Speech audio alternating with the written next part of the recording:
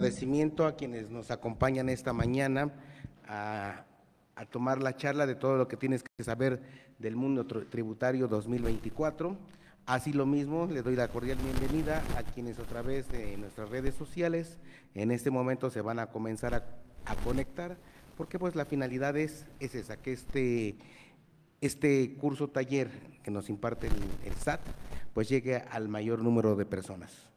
Recibimos con gran agrado a un amigo de este organismo, alguien que siempre ha estado con nosotros desde que está en el SAT y que tenemos el gusto de pues, participar con él, que siempre nos ha hecho caso, que siempre ha estado pendiente de las necesidades de la Cámara y que cuando tiene la oportunidad, cuando así sus programas se lo permiten, siempre ha contribuido en hacernos llegar el conocimiento contable fiscal por parte del SAT. Gracias, contador Arnoldo Torres Duarte, subadministrador de servicios al contribuyentes del SAT. También recibimos con agrado al licenciado Leonardo Solís Huijic, asesor fiscal del SAT, quienes, pues, como lo decía yo anteriormente, entre los dos nos van a impartir el curso de todo lo que tienes que saber del mundo tributario 2024. La intención de estos cursos, y como lo había yo platicado con quienes me han estado acompañando, es hacerles llegar de manera virtual y de manera presencial pues la mayor cantidad de cursos y de recursos para que pues se vayan enterando. No solamente, digo, nos encargamos acá con el contador Arnoldo, pero también vamos a buscar por Prodecom de manera personal cursos con algunos contadores para hacerles llegar pues una mayor cantidad de herramientas teórico-prácticas para la utilización de quienes sean contadores y también para quienes son pequeños, pequeños y medianos empresarios, bueno, toda esta información les sirva. La otra intención es que, bueno, normalmente en todos estos cursos a veces incrementa más las dudas, pero con estas dudas pues ya podemos hacernos llegar aquí a través de al SAT, a través del contador Arnoldo o en esta cámara, pues para eso también este organismo sirve, de un órgano de consulta, de retribución para todos, para que pues si está a nuestro alcance podamos apoyarlos, si está a nuestro alcance podamos ver qué podamos hacer, recordarles que bueno, en el organismo pues hay contadores, hay licenciados en Derecho, con otras licenciaturas, que bueno, pues estamos para eso también, para asesorarlo. Sin más preámbulo, que le dejamos el micrófono al contador Arnoldo y al licenciado Leonardo.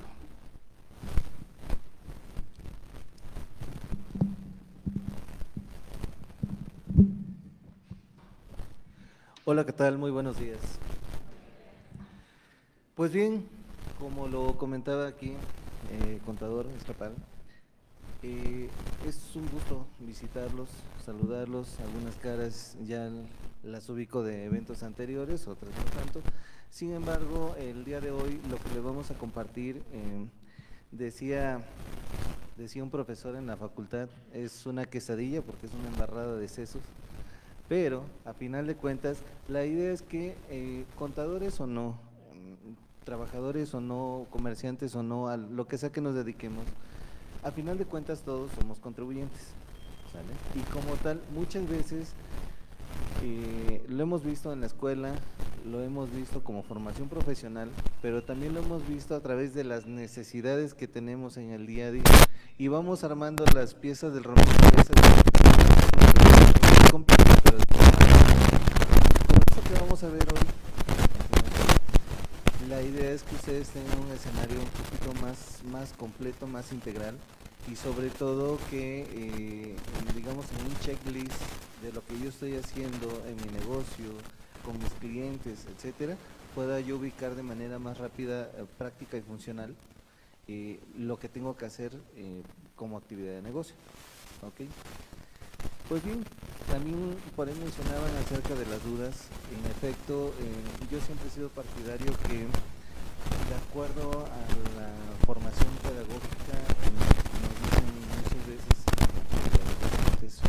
los docentes, docentes, que el conocimiento se genera precisamente a través de las dudas, ¿sí?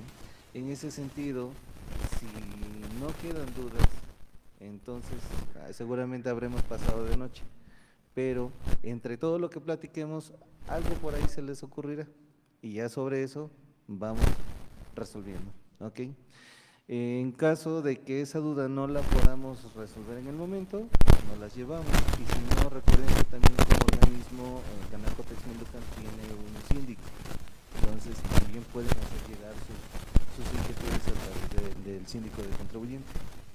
Ok, dicho esto, pues vamos a comenzar porque a fin de cuentas el tiempo sigue avanzando. Ok, adelante por favor. Muy bien. Básicamente esto es lo que vamos a abordar el día de hoy. ¿En qué consiste un régimen fiscal? ¿Qué es el RFC? ¿Cuál es el ciclo del contribuyente en lo general? ¿Avanzamos, por favor? Muy bien. Pues vamos a empezar por definir el tema de un régimen fiscal. Siempre hemos escuchado regímenes fiscales para arriba y para abajo, que si ya te pasaron a salarios, que si ya te fuiste a honorarios, que te fuiste a arrendamiento, etcétera, pero al final de cuentas muchas veces nos dejamos llevar por la corriente, mas no sabemos qué es lo que lleva la corriente en la que estamos navegando. En este caso, ¿en qué consiste un régimen fiscal? Como estamos viendo en la lámina, es un conjunto de reglas, de normas, que están configuradas para determinada actividad que desarrolla la gente. En este caso, recordemos que en materia fiscal existen personas físicas, personas morales, ¿sí? Físicas, todos los que estamos aquí, que de vez en cuando echamos pleito, de vez en cuando reclamamos porque tenemos hambre, pero nos estamos viendo los unos a los otros, ¿sale? En cuestión de personas morales, son figuras jurídicas que tienen un reconocimiento ante la ley, que tienen derechos y obligaciones, pero jamás vamos a poder ver una persona moral caminando. ¿Okay? En ese sentido, al momento de registrarnos en el Registro Federal de Contribuyentes, adquirimos una serie de derechos y obligaciones de acuerdo al régimen, de acuerdo, es un grupo normal hecho a la medida, es un traje a la medida, ¿sale? ¿Por qué? Porque tú dices, si voy a tener arrendamiento, son estos derechos y estas obligaciones. Si tengo honorarios, son estos otros derechos y estas otras obligaciones. Si además me voy a dedicar a salarios, voy a tener intereses, me saco la lotería, etcétera, entonces cada actividad, cada acto que desarrollemos va a tener ciertas características en particular. ¿Ok? Bien. Bueno, como ya decíamos, en caso de personas físicas, son individuos, los individuos que realizan cualquier actividad económica. Recordemos que esto tiene que ver mucho con el artículo 5º constitucional. Nos podemos dedicar a cualquier actividad que nosotros elijamos, siempre y cuando sea lícita, ¿sí? Todavía hay algunas actividades que no se consideran dentro de la Constitución, así que esas tampoco entran para efectos fiscales. Esto puede ser en la modalidad de vendedor, comerciante, empleado, profesionista, etcétera. Si nos remitimos al artículo 16, como tal, ahí encontramos qué son las actividades empresariales y por tanto podemos encontrar las que son de tipo comercial, las industriales, las agropecuarias, silvícolas, etcétera, ¿sí? Al final de cuentas, cualquiera de las actividades a las que nos enfoquemos, todo sigue siendo parte de materia tributaria. Ok, siguiente por favor.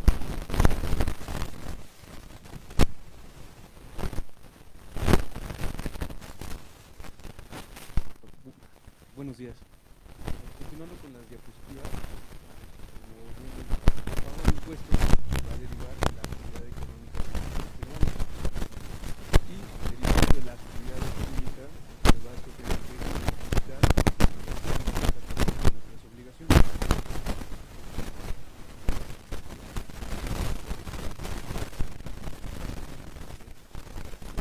Los regímenes fiscales que existen para personas físicas, sueldos y salarios, cuando tenemos un patrón y nos paga la nómina de manera semanal, quincenal.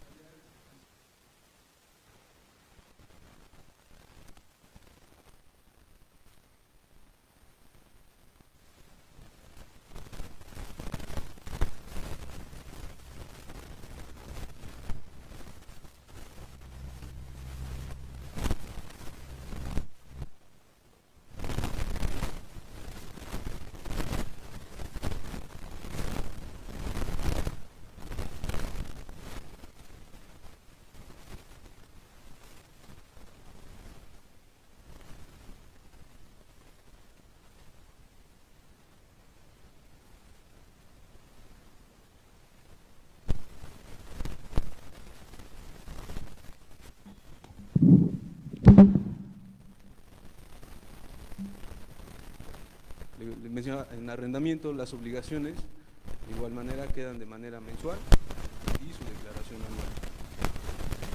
Y bueno, este de ingresos mediante plataformas tecnológicas realmente es nuevo, se creó a partir de que empezaron a surgir las plataformas Uber, Didi, Airbnb, que se llevan a cabo por la intermediación de la plataforma. Igual tiene que cumplir con sus obligaciones, de igual manera van declaración mensual y declaración anual.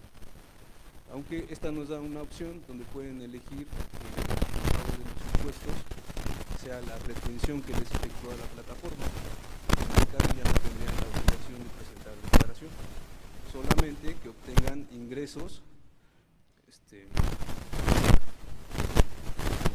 efectivo, es decir, que no sean transferencias, porque los ingresos en efectivo, realmente la plataforma no puede efectuarles una retención, por eso ahí pueden optar por esa opción, pero lo que reciban en efectivo hay que declararlo. Y ya por último, el que es el más nuevo, tiene 2 años que salió, igual trae obligaciones, hay que declarar de manera mensual y la declaración anual. Este régimen es el más nuevo y lo que tiene es que las tasas para el pago de impuestos son muy pequeñas, van del 1% hasta el 3.5% dependiendo de los ingresos.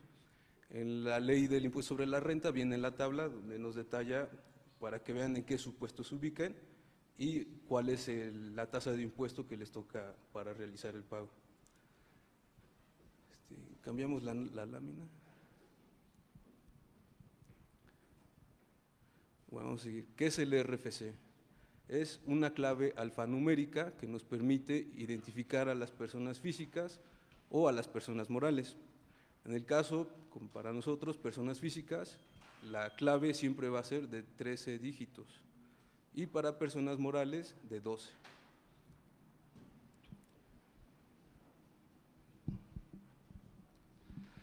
Como ustedes pueden ver, no es que seamos chismosos, pero dicen que del SAT nadie se escapa. En ese sentido, básicamente, ¿a qué nos referimos? Con el tema del RFC, si le cambiamos a la siguiente lámina, por favor. Como podemos ver en la siguiente lámina, viene un poquito más esquematizado lo que es la estructura del RFC. Y básicamente a través del RFC podemos enterarnos desde cuánto está activa una empresa, desde cuándo o de cuándo es la persona que estamos atendiendo. ¿Eso para qué nos sirve? Pues entre otras cosas porque nos da la particularidad que es el expediente de esa persona. Precisamente el RFC no puede haber más de un RFC por persona, al igual que en el tema de la CURP. A veces, por temas de sistemas, puede llegar a haber más de un RFC, entonces en ese caso, ¿qué va a ocurrir? Que tenemos que eliminar o cancelar todas las que sobren después de ese único registro, ¿ok?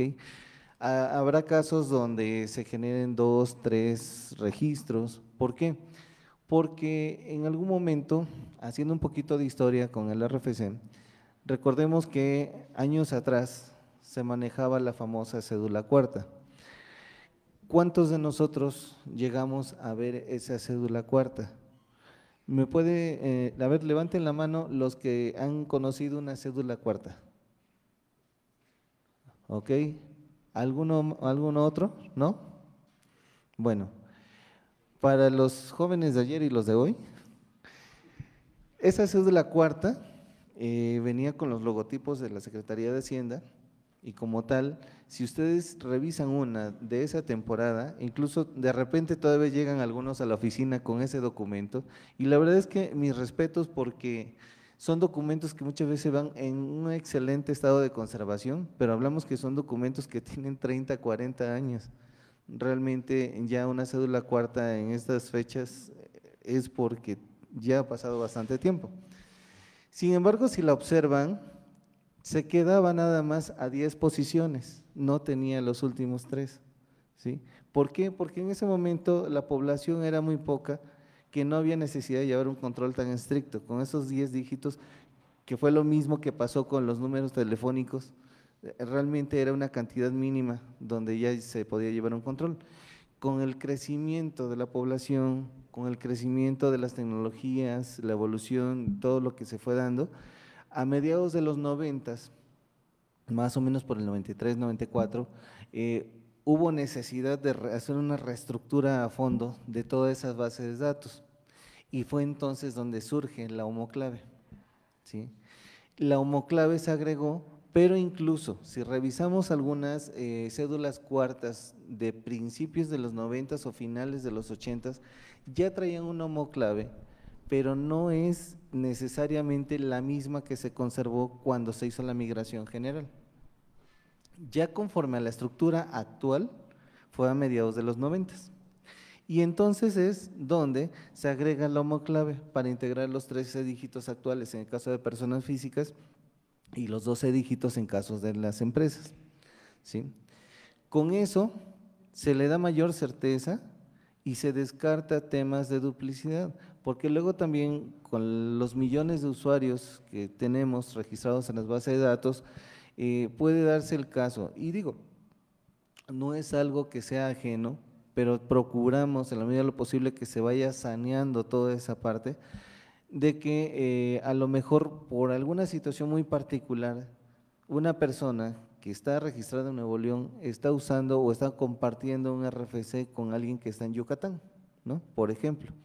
En esos casos, que ya son muy particulares, pero no dejan de ser casos identificados, tenemos que revisar bien el expediente y determinar a quién le pertenece ese registro, si realmente al de Nuevo León o al de Yucatán, ¿sale? Para ver a quién se le va a dejar ese expediente y a quién se le tendrá que dar de alta como nuevo registro.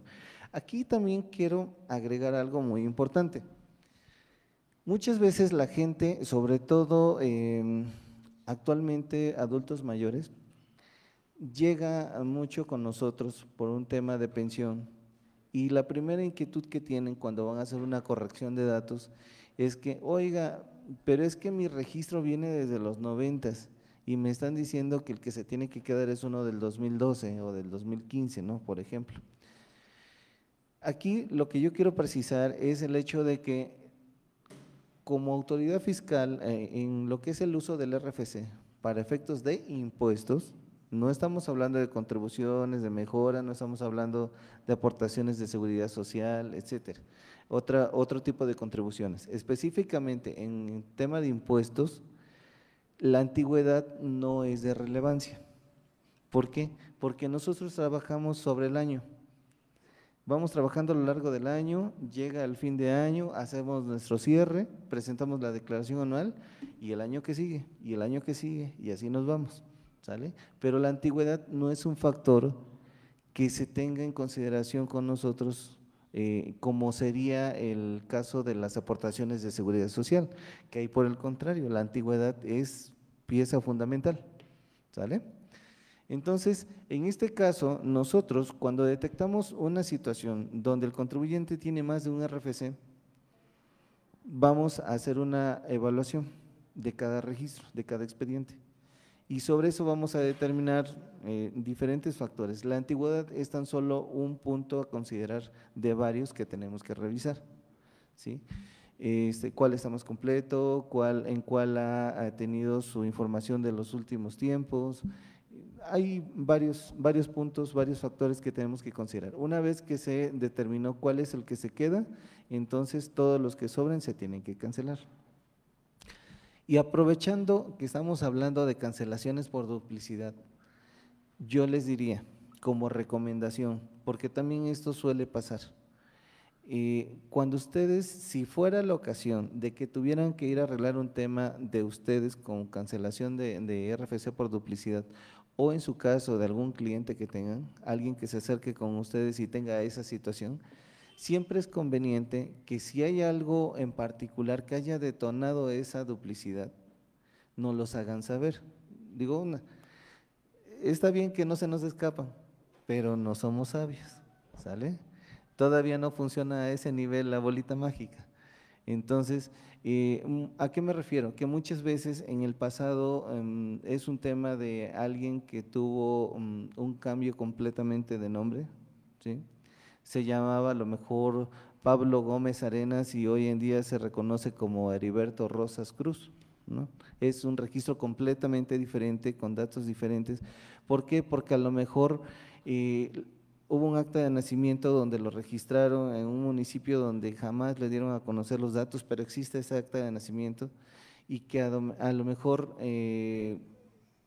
tuvo una infancia difícil, no sé, lo adoptaron y los padres adoptivos lo registraron con sus propios apellidos, con otro nombre, etcétera. Y resulta que esa situación, cuando ya somos adultos, brinca. Y si no damos a conocer esa parte, nos podemos meter en un tema de suplantación de identidad, lo cual es un delito federal. ¿Sale? Entonces, hemos tenido casos que afortunadamente los hemos subsanado en la parte administrativa sin entrar a materia penal, pero sí también existe esa posibilidad de que si la persona lo está usando con toda intención, pues es donde se configura el delito, ¿sale?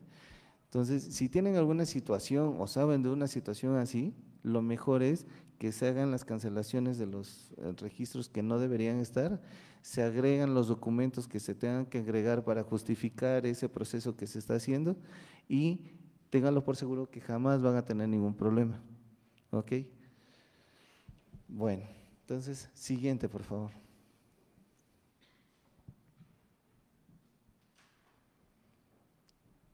Bien, como ustedes pueden ver, el RFC es el punto de partida, pero ahorita lo que vamos a ver a continuación es precisamente una vez que ya estamos dados de alta o que nos vamos a dar de alta, cómo es que tenemos que hacerlo para que seamos contribuyentes cumplidos. Si seguimos esta receta, al final de cuentas no tiene que haber ningún problema, ¿ok? Bueno, como lo mencionaba la diapositiva anterior, el ciclo del contribuyente. Primero, pues hay que inscribirse. Es importante que al momento de que se inscriban puedan tramitar ya sea la contraseña o la firma electrónica. Cualquiera de estas dos nos va a dar acceso al portal del SAT para realizar trámites. La que nos da más acceso es la firma electrónica, nos da una mayor amplitud para poder realizar más cosas. Ahora, derivado de la actividad económica que tengamos, surge la obligación de generar facturas. Esto ya depende del régimen fiscal que elijamos y la actividad económica que se tenga. Para esto se necesita contar con firma electrónica. Actualmente con la contraseña ya no se puede generar facturas. Ahora, al momento que generamos facturas, hay que llevar un control del ingreso y de los gastos que tenemos. Y ahí viene el punto número 4, que es llevar la contabilidad, y es donde vamos a hacer el registro de toda esa información. Ahora, esto va a ser de manera mensual, en la mayoría de los regímenes, y de ese control que llevamos hay que presentar nuestra declaración, que de manera general se presenta los días 17 del mes siguiente al que se va a declarar. Ejemplo, ahorita estamos en junio, la declaración del mes de junio se presentaría el 17 de julio y así sucesivamente. Y el punto número 6 ya nada más sería tener nuestra información actualizada. Al momento que nos inscribimos damos un domicilio, pero muchas veces lo cambiamos y entonces hay que actualizar esa información con el SAT para que nuestra información esté de manera correcta y no vaya a haber ningún inconveniente en el futuro.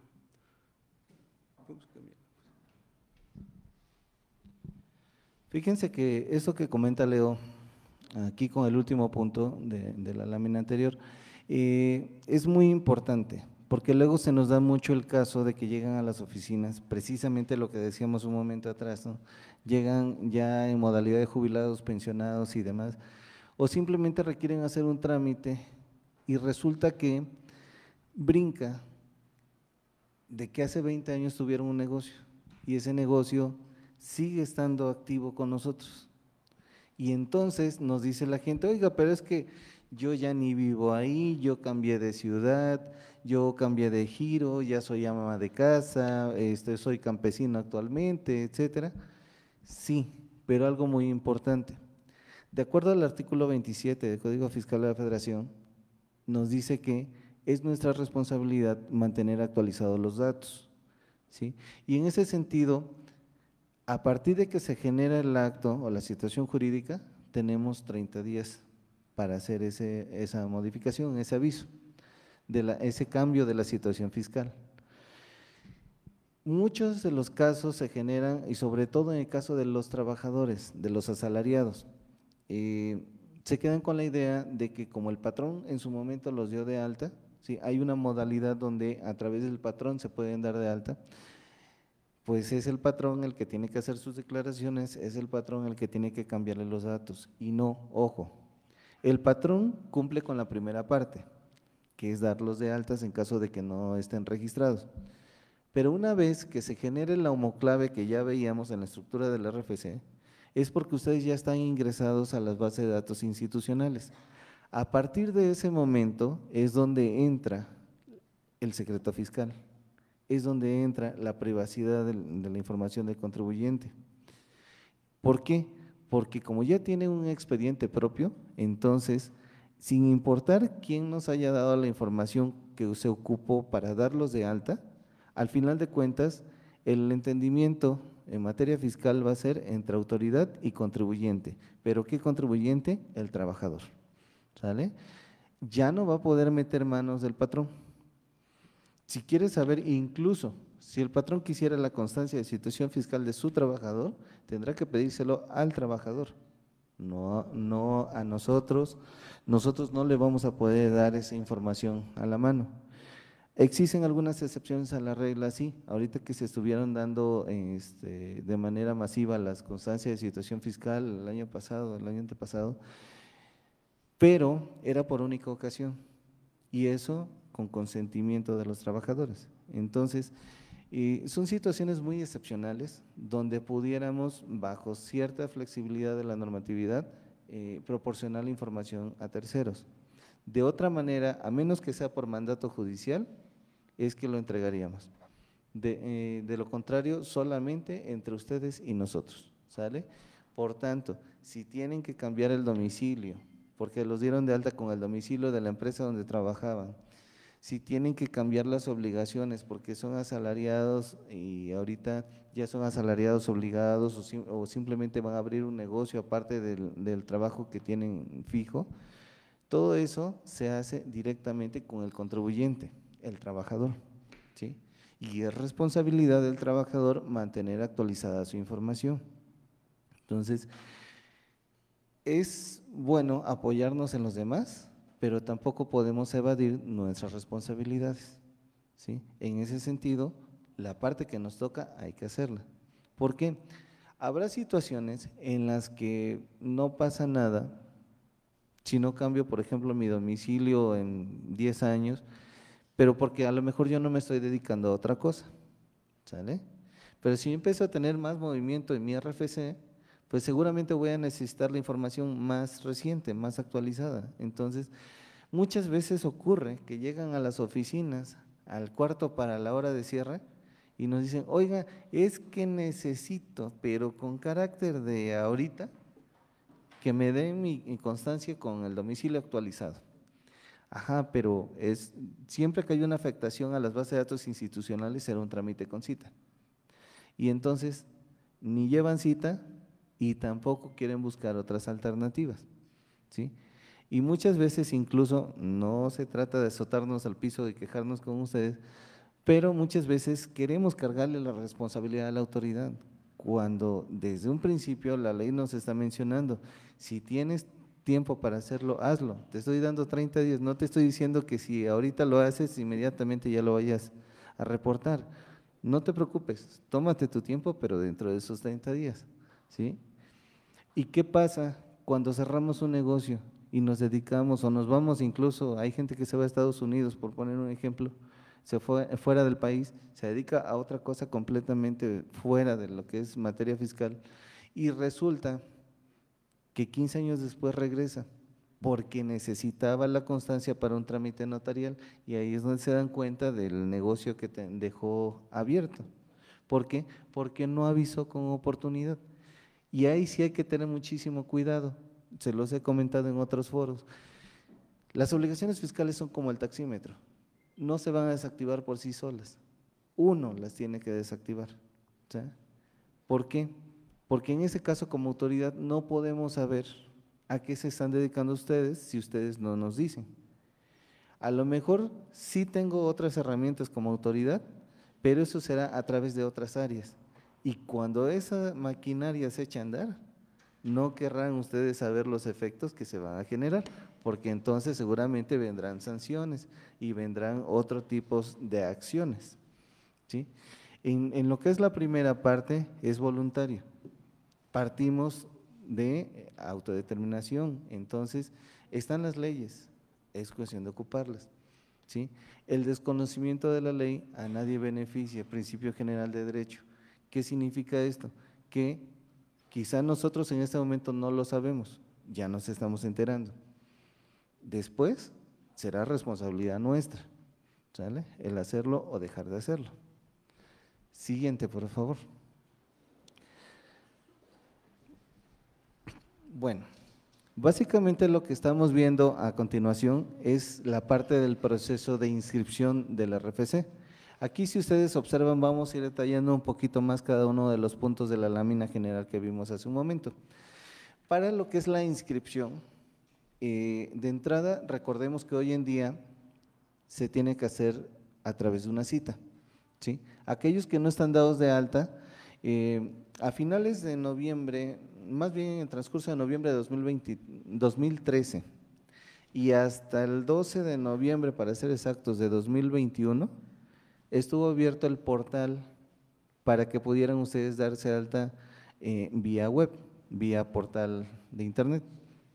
Sin embargo, esto, entre otras cosas, generó algunas series de problemas en el sentido de que no es que fuera malo, en lo general nos ayudó muchísimo, pero se presentaron algunas situaciones como el hecho de que, si ustedes recuerdan, lo que es la CURP surgió a finales de los 90, ¿sale? Y entonces muchos de los que ya estaban registrados con nosotros no tenían una CURP.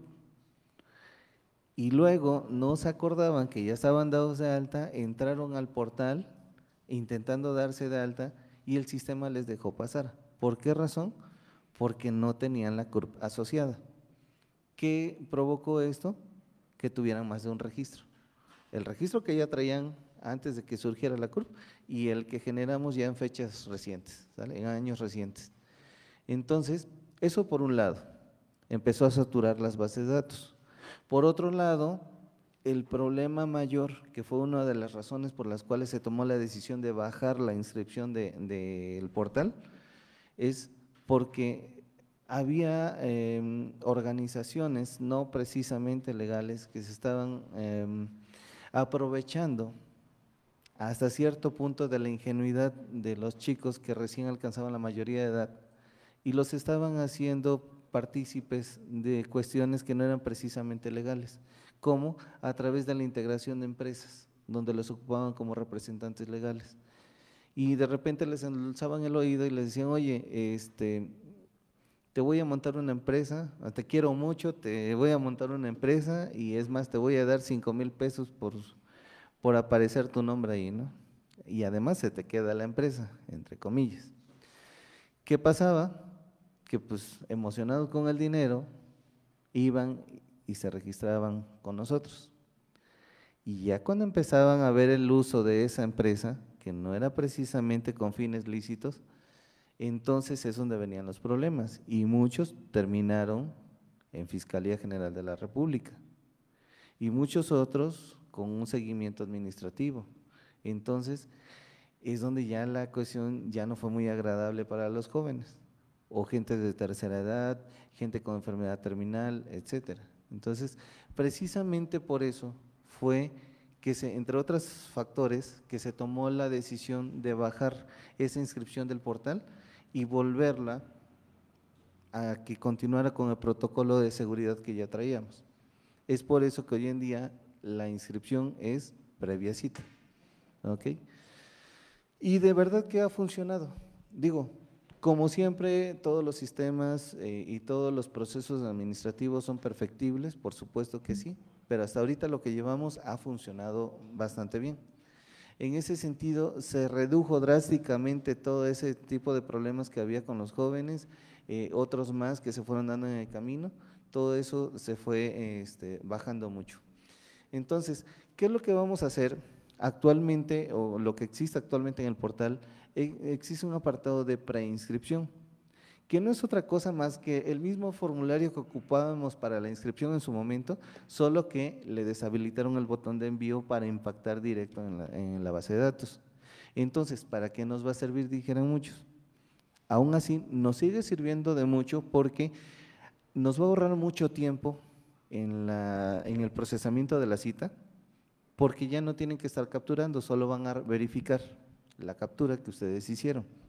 Además, a ustedes les sirve de guía para que al momento que vayan con el notario, ¿sí?, o que vayan ante la autoridad municipal, según con que vayan a realizar la protocolización de su instrumento, puedan ustedes verificar con más precisión las actividades que van a registrar como objeto social, ¿sí? ¿Por qué?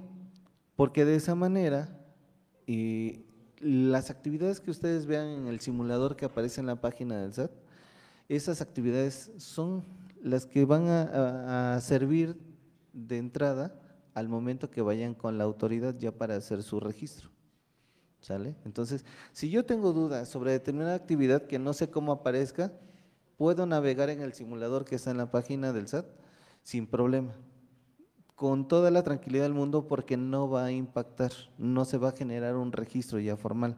Sin embargo, sí son las cuentas, sí son las actividades que están oficialmente reconocidas en el catálogo, ¿sale? Entonces, puedo jugar con ellas sin riesgo de meter la pata, dijeran por ahí, ¿sale? Entonces, en este caso, vamos a entrar a la página del SAT, nos vamos a la opción de realizar tu inscripción y está la opción de preinscripción, en este caso de personas físicas. Vamos a tomar un ejemplo. Le damos siguiente a la lámina, por favor. ¿Avanzamos? Y básicamente estos son los campos que vamos a llenar. Si ustedes observan, están los datos de identificación. En el caso de personas físicas, al igual que en el caso de personas morales, aparecen los datos de representante legal. Y ustedes dirían, ¿por qué representante legal en caso de personas físicas? Sí hay casos donde aplica representación legal. Por ejemplo, alguien que se quiere dar de alta y no está en el país, ¿sale? Aquí Puebla aporta mucha gente para el extranjero, entonces se da mucho el caso de que mandan los poderes a través de los consulados y se da de alta a la persona a través de un representante legal. Pero también aplica mucho en el caso de los menores de edad. Hoy en día, con las modificaciones que se hicieron a las diversas leyes, aparece, por ejemplo, en el caso de una donación, ¿no? Queremos ya repartir los bienes a la familia, entonces vamos con el notario. ¿Qué nos dice el notario? Sí, está bien, yo te hago todo el proceso, pero tráigame sus documentos. ¿Y qué es lo primero que les va a pedir, entre otras cosas? La constancia de situación fiscal. Entonces, muchas veces resulta que a lo mejor esa donación se le van a hacer a un pequeño que tiene 3 años, 6 meses, 5 años. De entrada diría uno, ¿se puede? Por supuesto que sí, pero a través de una representación legal. Entonces, en esos casos, vamos a requisitar esos datos, incluyendo el campo de representación legal. Si no es la situación, si es a lo mejor un joven de 19 años que se va a dar de alta, que va a trabajar, que va a hacer su servicio social, que va a tramitar su cédula profesional en la escuela, etcétera, entonces ahí no llenamos ese campo, es directo. Y cuando lleguemos al apartado del cuestionario de actividades económicas, le marcamos que no va a tener, hay una pregunta que dice si va a tener ingresos o no, le decimos que no y queda registrado sin obligaciones fiscales, ¿sí? En el caso de que sí vaya a tener alguna actividad, es donde viene todo el desglose del cuestionario de actividades. Siguiente, por favor. Bueno, veíamos dentro de los formularios que están apareciendo en pantalla, veíamos ya el formulario de datos domicilios, de datos de representación legal, y aquí es donde le decía, en la parte de los ingresos. Esta parte es muy importante porque es donde se va a desprender las actividades, las obligaciones que pudiera tener la persona. Les decía, si solamente lo quieren para trámites, aquí hay que recordar algo. El RFC hoy en día es una herramienta de control, ya no es simplemente para pagar impuestos, se ha convertido en una herramienta de control muy valiosa, de tal magnitud que aunque sea para recibir recursos de un programa social, muchas veces se los piden. Si yo voy a meter en un proyecto de economía, seguro me van a pedir el RFC, incluso hasta la opinión de cumplimiento. Si yo voy a participar en alguna beca de CONACYT, por ejemplo, o equivalentes, seguro me van a pedir el RFC. Pero si no estoy trabajando en este momento y apenas me voy a dar de alta, puedo tener esa opción de sin obligaciones fiscales. Ya cuando empiece a producir, cuando empiece a aportar y a través de una retención yo colabore con el país, entonces cambiamos nuestra situación, ¿ok? Y entonces en el cuestionario, ahí donde están viendo ustedes la pregunta que dice, ¿realiza o realizará una actividad que le generará ingresos en forma habitual o esporádica? Ahí le vamos a decir que sí. ¿Para qué? Para que me despliegue el cuestionario que estamos viendo del lado derecho, ¿ok? Mientras tanto, le decimos que no y queda sin obligaciones fiscales. Bien, siguiente, por favor. Bueno, del cuestionario que veían anteriormente en la lámina 9, al momento que usted pone en el cursor sobre la opción, nos va a mostrar una breve descripción de en qué consiste, qué obligaciones les va a generar y quiénes pueden ingresar, porque también depende de los ingresos, ¿vale? Eso es poniendo el cursor solamente sobre la opción. Y ya, al momento que elegimos cualquiera de las opciones de la lámina 9, nos va a desplegar estas imágenes, que son de acuerdo a la actividad que ya vamos a realizar. El anterior prácticamente es para elegir el régimen fiscal y después de elegir el régimen ya vamos a elegir la actividad económica que vamos a tener, que ahí viene en la descripción: prestación de servicios, comercio al por mayor, comercio al por menor, bueno, entre otros, ¿no? Recursos naturales, industriales, etcétera. Elegimos la imagen donde se ubica la actividad que vamos a llevar y se va a poner la palomita que se ve en la diapositiva que está junto. Ya, le vamos a dar en continuar y ahí nos va a desplegar el listado de las actividades que están relacionadas a la imagen que elegimos. Del lado izquierdo viene una opción donde podemos poner una palabra clave y nos va a desglosar todas las opciones para que elijamos la que más se asemeje. ¿Por qué? Acá muchas veces buscan exactamente la actividad que van a realizar y pues en algunas ocasiones no la van a encontrar. En esa opción hay que escoger entonces la que más se asemeje a lo que van a hacer. Y bueno, ya que elegimos la actividad, nos va a arrojar un resumen de cómo quedarían las obligaciones fiscales, que son las imágenes que se están viendo ahí. Como lo dijo el contador Arnoldo, en el portal del SAT está el simulador.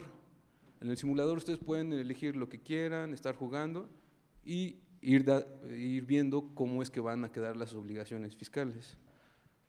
Personas físicas sería una buena opción que lo hagan entre la actividad empresarial y el régimen simplificado de confianza.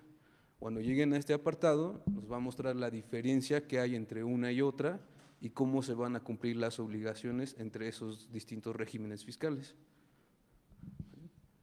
Cambiamos, por favor. Bueno, vamos a seguir con la siguiente. El punto 2 es tramita tu contraseña y la e-firma. Actualmente la contraseña ya no se tramita en las oficinas del SAT. Se creó una herramienta que se llama SAT ID, que es a través de internet. Se puede buscar en Google, le ponen SAT ID y nos da la primera opción, que viene con un icono de un candado azul con fondo blanco. Y SAT ID, bueno, sirve para tramitar la contraseña, pero también nos va a dar otras opciones, como es solicitar su constancia de situación fiscal o la autorización para renovar la firma electrónica, que es, bueno, ya esa parte. Pero SAT ID, ahí vienen los pasos, nada más hay que ir siguiendo, es muy sencillo, hay que subir nuestra identificación, grabar un video y firmar la solicitud. Al momento de firmar la solicitud, tratar que la firma sea lo más parecido a como viene en la identificación, porque si la hacen totalmente diferente, el trámite va a ser rechazado. Y bueno, actualmente esa es la forma de generar la contraseña. La firma electrónica se tramita forzosamente en las oficinas del SAT con cita.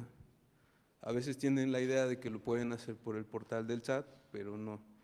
Tiene que ser en las oficinas porque para esta les toman sus datos biométricos, toman sus huellas, la iris de sus ojos y fotografías. Entonces eso no se puede hacer por internet, por eso es que el trámite es presencial. Ahora, si ya llegaran a tener la firma electrónica y quisieran también tener su contraseña, con la firma se puede tramitar desde el portal del SAT. Entonces están esas dos opciones, SAT ID o con tu firma electrónica desde el portal del SAT. Y bueno, estas herramientas, como ya les mencionaba, son para poder ingresar al portal y realizar sus trámites. Fíjense que aquí hay algo muy interesante que quizá no le hemos prestado la atención adecuada, pero aunque sea de brochazo, vamos a mencionar ahorita un poquito. De entrada, esto que ustedes están viendo en la lámina tiene su respaldo en la ley de la firma electrónica avanzada, porque sí, en efecto, existe una ley expresa para la firma electrónica avanzada.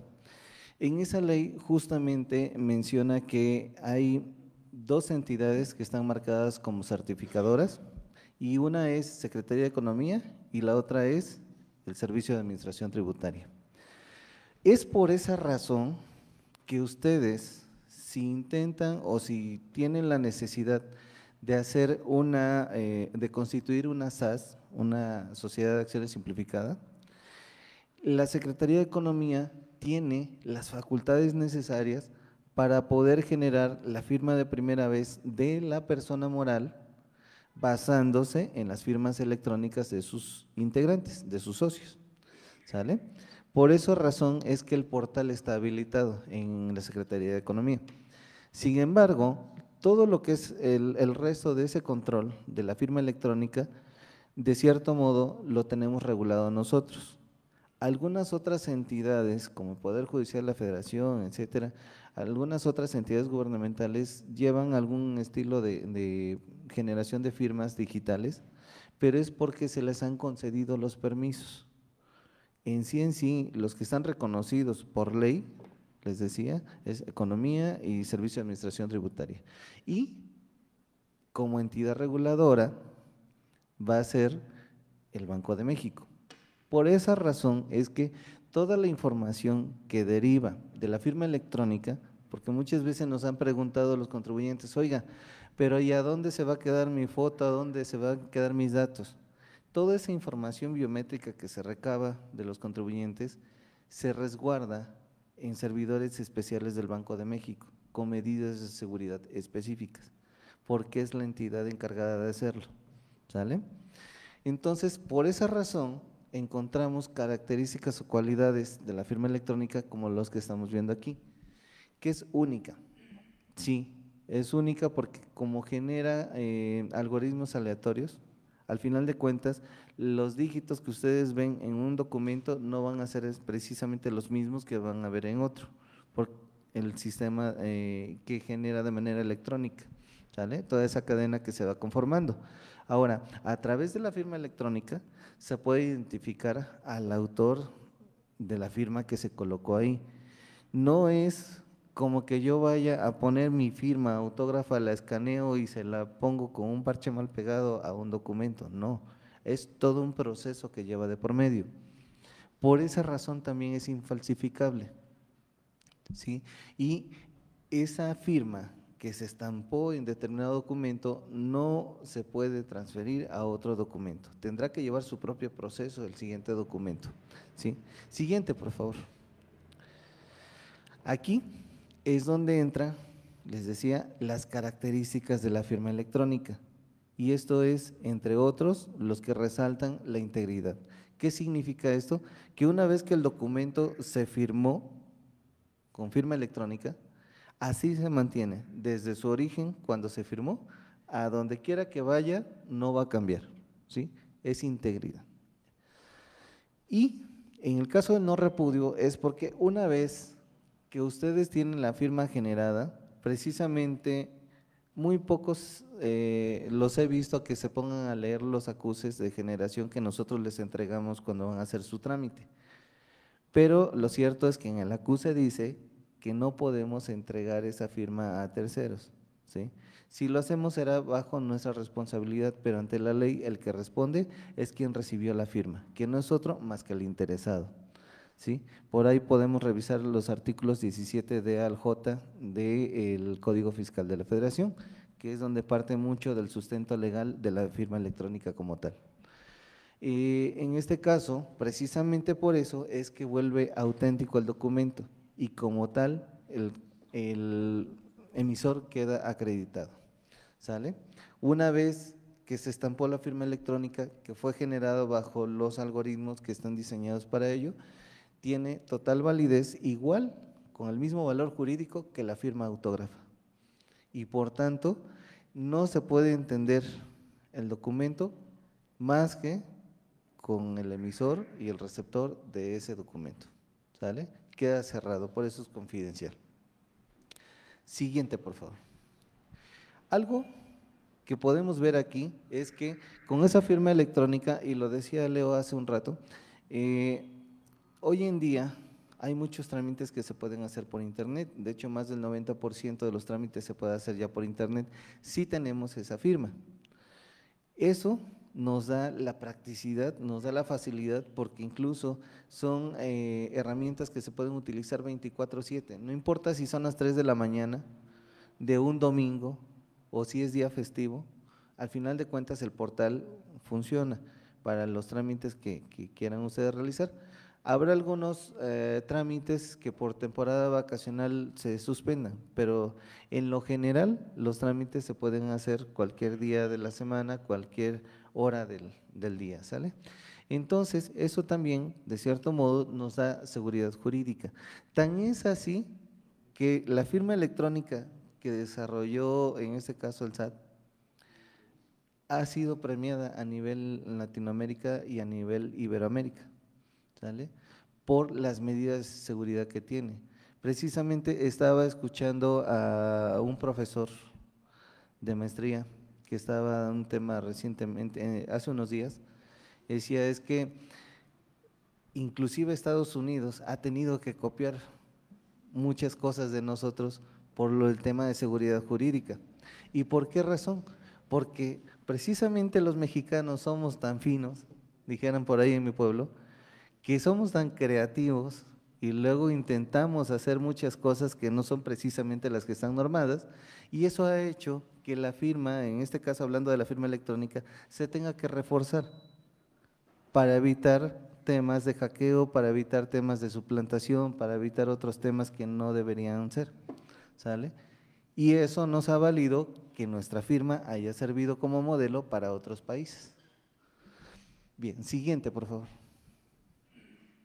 Ahora, hablando del punto 3, lo que es la factura, aquí vamos a retomar de manera rápida los comprobantes fiscales. Y recordemos que existe una clasificación de comprobantes, que en este caso estamos viendo son 5. Existen los de ingreso, que son los que la mayoría manejamos, existen los de traslado, para tema de movilización de mercancías, el de nómina, por obvias razones, cuando tenemos que en la relación obrero-patronal, el patrón tiene que entregarle su recibo por el trabajo que ustedes están realizando. El complemento de pagos, en caso de que no haya pagado la factura cuando debía de hacerlo, y si tengo que hacer una bonificación, una devolución, alguna rebaja, etcétera, puedo ocupar el comprobante de egreso. ¿Ok? Siguiente, por favor. Ahora.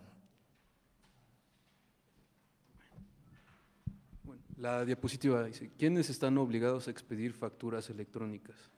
En sí, son las personas que realicen actividades por las cuales perciban un ingreso.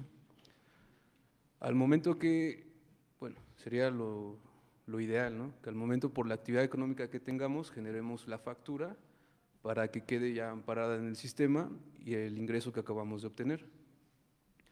Para estas facturas, pues bueno, tenemos dos, la factura global o la factura que se le emite directamente a nuestro cliente. La factura global es de los ingresos que tenemos en el periodo por las cuales nuestros clientes no nos pidieron factura, ¿no? Entonces, generamos ingresos de 10,000 pesos y mi cliente no me pidió factura, o ninguno de mis 10 clientes de 1,000 pesos de cada uno me pidió la factura.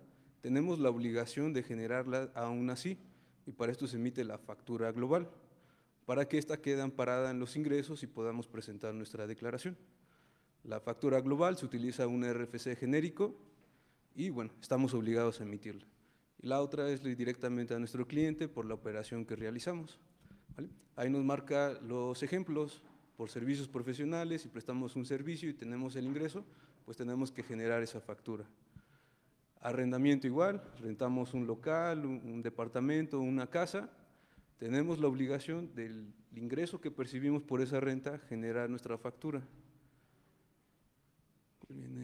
Servicios que no requieren título profesional serían las actividades empresariales, ¿no? Tenemos nuestro comercio, vendemos ropa, nuestra tiendita, que en estos supuestos es lo más común que se genere la factura global, porque en una tiendita la mayoría de nuestros clientes no nos piden factura por las papitas o los chicles que vendemos.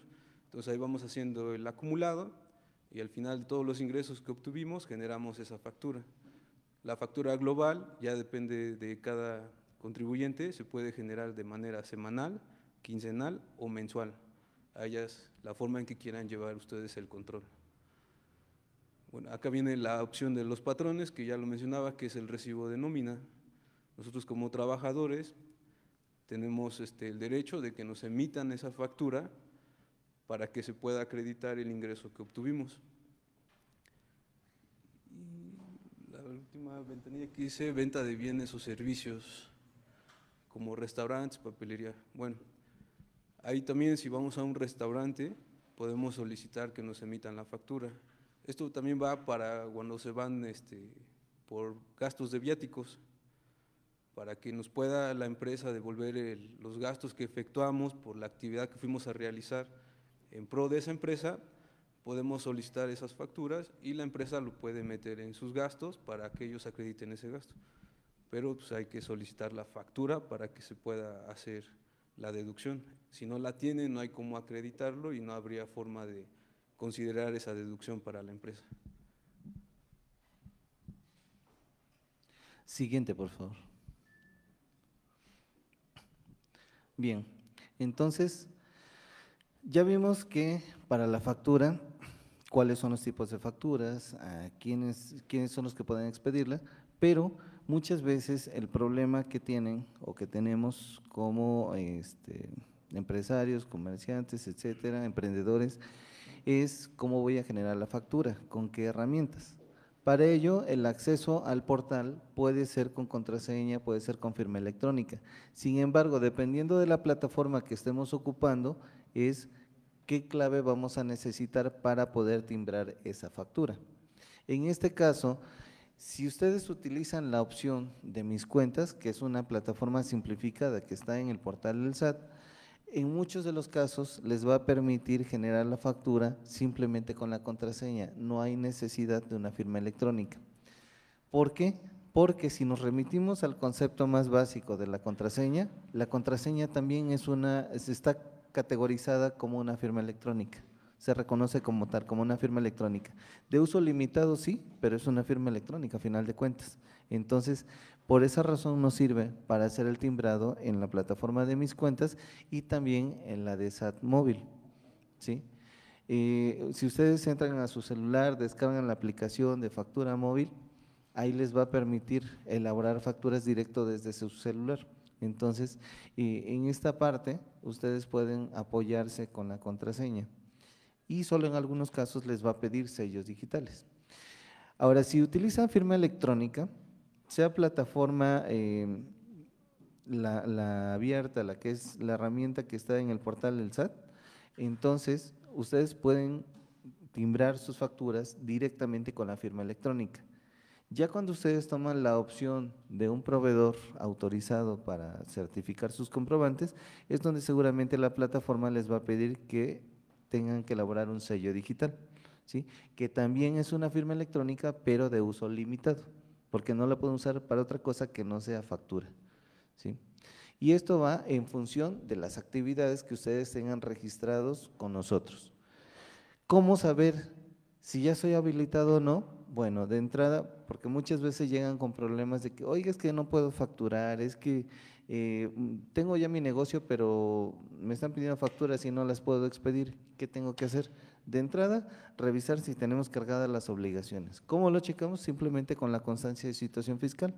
Así como veíamos en las láminas anteriores, donde le mostraban la segunda hoja y hacían comparativo entre régimen simplificado de confianza y actividad empresarial, ese es el punto clave que tenemos que buscar, si tenemos la obligación de facturar.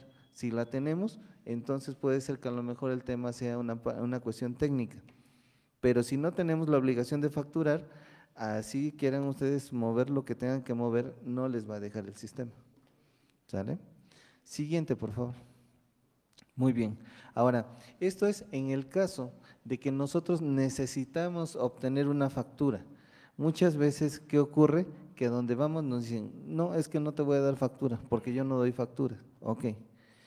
Si de antemano nosotros aceptamos la situación como tal, bueno, ya es su decisión. ¿Por qué? Porque yo siempre les he dicho a la gente en los diversos foros que hemos tenido, si ustedes tienen, ejemplo, 20 pesos en su bolsillo y van a hacer una compra de 12 pesos, nos dice la ley, para que yo te pueda determinar tu impuesto sobre la renta, llámese renta como sinónimo de ganancia, tengo que ver primero cuánto es tu ganancia. Entonces, si tengo un ingreso de 20 pesos y voy a gastar 12, mi ganancia son 8 pesos. En un ejemplo hipotético, revisamos el bolsillo y son 8 pesos que deberíamos tener de ganancia. Y sobre esa ganancia es el impuesto que se va a aplicar. Hasta ahí todo es perfecto. Pero ¿qué sucede en la práctica? Que somos muy dados como buenos mexicanos a que muchas veces nos ofrecen lo que yo iba a comprar, a lo mejor materia prima. Lo que yo iba a comprar de materia prima en 12 pesos, me lo están dando en 8, pero sin factura y de dudosa procedencia. Y entonces yo decido comprarlo. ¿Qué va a pasar ahí? Como no tengo cómo comprobarlo ante la ley, esa no es una compra que yo pueda deducir. Entonces, mi ganancia siguen siendo los 20 pesos, aunque en mi bolsillo yo tenga menos. ¿Por qué? Porque yo tomé la decisión fuera de ley de poder hacer esa compra sin ese comprobante. ¿Sale? Entonces, yo siempre he dicho, aunque les cueste un peso más, pero obtienen el comprobante y todo va a ser completamente deducible. ¿Sale? En este caso, si la compra es de 12 pesos, tengo mi factura por 12 pesos, mi ganancia de 8 pesos, y si revisamos mi bolsillo, ahí están los 8 pesos. ¿Sale? ¿Y cuánto voy a pagar de impuesto? Lo que corresponda a 8 pesos. Pero si yo compro sin factura de gastos, entonces voy a pagar impuestos no por 8 pesos de ganancia, sino por 20, que no es lo que hay en mi bolsillo, pero fue la decisión que yo tomé y es la consecuencia de esa decisión. ¿Sale? Entonces, en este caso, si yo voy a un establecimiento donde no me quieren dar factura, no se desgasten. Hay gente que se quiere dar hasta con la cacerola, con el vendedor porque no le dio la factura. No se desgasten. Hay una opción en el portal del SAT que se llama conciliación de facturas. Mándenos ustedes los datos a través de ese formulario que les despliega el sistema y nosotros nos encargamos de obtener la factura por ustedes. Si a nosotros no nos quiere dar la factura, no se preocupen. Ya entonces aplicamos el brazo duro de la ley, que seguramente no lo va a querer tener en cuenta el emisor de ese comprobante.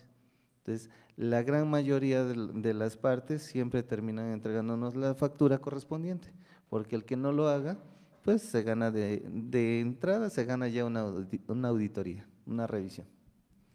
¿Sale? Y más allá de eso, pues ya checaremos temas de evasión. Entonces, si como el cuento aquel, si por un clavo se perdió la herradura, entonces mejor ahorita arreglamos el tema con la factura y se acabó el problema. ¿Sale? Ustedes tienen su deducibilidad, aquel se alinea y entonces todos felices y contentos. ¿Ok? Siguiente, por favor. Muy bien. Ahora, el punto 4, la contabilidad, es la parte que muchas veces nos preocupa. Y como contadores, como profesionales del área, sabemos que en la escuela nos enseñaron a que todo tiene que ir con catálogo de cuentas, con balanzas de comprobación, con registros, pólizas, etcétera. Pero en esta parte, tratándose de personas físicas, hay algunos regímenes donde tienen la facilidad de llevar registros simplificados. Entonces, mientras yo lleve mis controles, aunque sean simplificados, no hay ningún problema. Aquí lo que sí es importante identificar a qué me estoy dedicando. ¿Ok? Siguiente, por favor. Como ustedes pueden ver, a los que sí están obligados a llevar una contabilidad formal, existe ya la obligación de la contabilidad electrónica, que esa información se envía a través del buzón tributario. Sin embargo, para los que son negocios pequeños y demás, donde el control es simplificado, inclusive lo podemos hacer a la forma más blindada y segura que podemos encontrar, la antigua libreta, ¿sale? Y no pasa nada. En ese sentido, ¿ahí qué es lo que va a pasar? Que si ustedes no registran todas las ventas porque se les olvidó, pues se van a estar comiendo las ganancias. Pero fuera de eso, no hay ningún problema, es válido. Si lo quiero llevar en una hoja de Excel en la computadora que me regaló mi hijo, mi papá, que me mandaron de Estados Unidos con última generación, no hay problema, ¿sí? Pero como tal no estamos obligados en muchos de esos casos a llevar algo tan sofisticado. Lo que sí es que hay que llevar sus controles y esto es por simple lógica. ¿Por qué? Porque si no nos comemos las ganancias y es donde el negocio no prospera y decimos, es que me está yendo mal. Oye, pero si yo veo que tienes mucha gente, yo veo que estás en un punto estratégico, estás vendiendo, pero es que no le veo por dónde, sí, pero cada vez que llega el hijo, que llega el sobrino, que llega la familia, oye, ¿quieres una agüita, quieres un refresquito, quieres esto, quieres el otro? ¿Y de dónde tomamos? De la caja mágica, ¿no? Y ahí echamos guante y al rato, ¿cuánto sacamos? No, pues no sé. Ah, no te preocupes, fueron 300 pesos, sí. Y mañana igual, y pasado igual, y entonces cuando hacemos las cuentas, nos comimos 9,000 pesos de ganancias. Entonces, ya no es negocio, ¿sale? Adelante, por favor. Muy bien. Ahora, ya en el quinto punto, la declaración, llegamos a la declaración. Yo lo que siempre les he dicho, vayamos desde lo más básico, el declarar. ¿Qué es lo que muchas veces entendemos por declarar? A ver, ¿alguien de por allá atrás me puede decir qué entiende por declarar? En sus propias palabras, no necesitan decirme algo tan técnico. Rendir un informe, ok, es válido. ¿Alguien más? De acuerdo. Y eso se traduce en algo más sencillo, informar, como lo decía el caballero, ¿sale? El declarar es eso, es informar. No necesariamente estamos hablando de pago, estamos hablando que voy a transparentar mis cuentas. Si como resultado de hacer esas cuentas me sale una cantidad a pagar, pues será la consecuencia. Pero el declarar como tal es informar, no es pagar. ¿Sí? ¿Por qué? Porque puede ser que a lo mejor en este mes me fue muy bien y tuve 100,000 pesos de ingresos y tuve 20,000 de gastos y tuve 80,000 de ganancia, y porque lo que yo hago con poco puedo hacer mucho, se vale. Pero también puede ser que estoy arrancando el negocio, que tuve que invertirle 50,000 pesos para acondicionar mi local y que a lo mejor ahorita estoy despuntando apenas con los ingresos y tuve 30,000 pesos de ventas. Contra los 50,000 que yo gasté, sigo en números rojos, ¿no?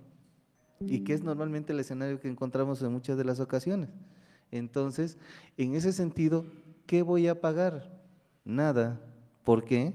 Porque el ISR es impuesto sobre la renta, es impuesto sobre ganancia. ¿Tengo ganancia? No. Tengo que declarar sí. Entonces, voy a informar, pero no necesariamente voy a pagar. ¿Sí queda clara esa parte? Bien. Entonces, aquí lo que sí es importante es que ustedes cumplan en tiempo y forma. ¿Por qué? Porque eso nos va a ayudar a mover la economía del país. por muy sencillo que ustedes lo vean desde su colonia, desde su negocio, desde su localidad, al final de cuentas, al hacer lo mismo todos a nivel nacional, estamos moviendo la economía. ¿Por qué? Porque por un lado, aquel que me facturó lo que para mí fue un gasto, para el otro fue un ingreso. Y entonces ya nos sirve a nosotros como autoridad para ir sacando cuentas. Pero además, sobre esas mismas cuentas, el que sí le dio cantidades a pagar de impuesto, entonces al pagar su impuesto correspondiente en tiempo y forma, nos permite a nosotros como autoridad mantener al país, ¿sí? Apoyar otros proyectos, apoyar otras dependencias. Que nos quejamos en el tema de seguridad, es que no hay recursos suficientes, órale, ahí te va.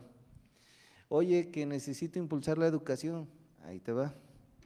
Oye, que necesito infraestructura, pero no tengo dinero. Un ayuntamiento me está pidiendo dinero, una gubernatura del estado me está pidiendo dinero, sale, ahí te va. Ya saben que el SAT es la chequera de la nación, ¿sale? Pero si ustedes no aportan la parte que les toca, pues no hay caja que pueda tener fondos, ¿sale? Siguiente, por favor.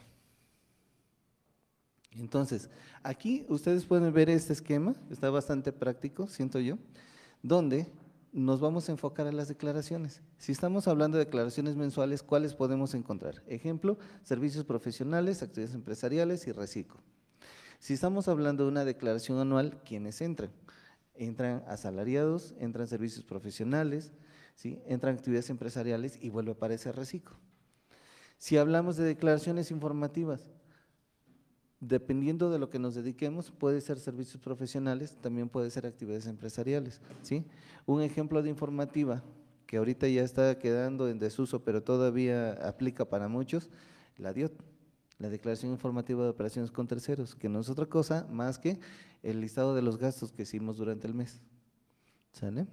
Y donde se va a reflejar el tema del IVA. Entonces, eso es tan solo uno de los ejemplos de cómo se manejan las declaraciones. Siguiente, por favor. Y muy bien. Bueno, ya es el último punto, el de actualiza tus datos. Como les mencionaba yo hace rato, al momento que nos inscribimos, o lo mencionó el contador, nos podía inscribir antes el patrón. El patrón, por facilidad administrativa, te daba de alta con el domicilio de su negocio o de su empresa, que es lo que ahorita está pasando y es el tema controversial de todos quieren su constancia y a todos les están pidiendo cambiar el domicilio. Fue por esa situación de que el patrón los daba de alta y ponía el domicilio de la empresa. Entonces, ahorita lo que está haciendo el SAT es pedirles que actualicen su información, que pongan el domicilio fiscal correcto y bueno, va de la mano con la firma electrónica para que puedan hacer ese trámite. Las actividades económicas va relacionado igualmente con todo. ¿Por qué? Porque de esto va en que hay que presentar los avisos. Si dejamos de tener la actividad que realizamos, hay que presentar el aviso de suspensión de actividades, hay que avisarle al SAT. ¿Para qué? Porque de esta forma dejas de presentar las declaraciones mensuales, en el supuesto que estemos en régimen de actividad empresarial o reciclo. Si ustedes no presentan ese aviso de suspensión, las obligaciones fiscales siguen corriendo. Entonces, cuando ya ustedes se den cuenta o necesiten hacer otro trámite en el SAT, o les pidan su opinión del cumplimiento, les va a arrojar, oye, dejaste de declarar desde este mes y ya estamos a, no sé, 1 año, 2 años después, hay que ponerse al corriente y presentar esas declaraciones. Entonces, lo ideal es presentar los avisos. Ya no tengo el negocio, pues suspendo mis actividades y ya no te sigue generando más obligaciones.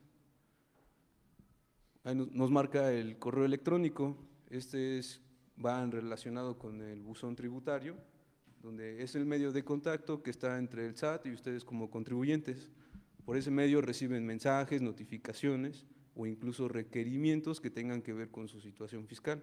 Entonces, sí hay que tenerlo actualizado por si hay alguna situación que estemos atrasados o algún adeudo, el SAT se los pueda comunicar y ustedes tienen la posibilidad de poder regularizarse. De igual forma, el teléfono igual está vinculado ahí al buzón tributario. Ahora, yo quisiera, bueno, de mi experiencia, del tema de la contabilidad, todos estamos obligados a llevarla. Lo que los establece la resolución miscelánea fiscal es que estamos relevados del envío, porque muchas veces se van con la idea de que relevado es ya no la tengo que llevar, y no es así. Estás relevado de enviarla únicamente, pero sí la tienes que tener ahí. En caso de alguna revisión, pues tienes que tener cómo amparar lo que estás declarando con las operaciones que tienes ahí en tu contabilidad. Y bueno, no sé qué más. Bien, fíjense que si nos fuéramos un poquito al pasado, y me gusta en esta parte hacer el comparativo con lo que se manejaba cuando estábamos en la etapa de papel, precisamente porque es el punto de referencia más cercano.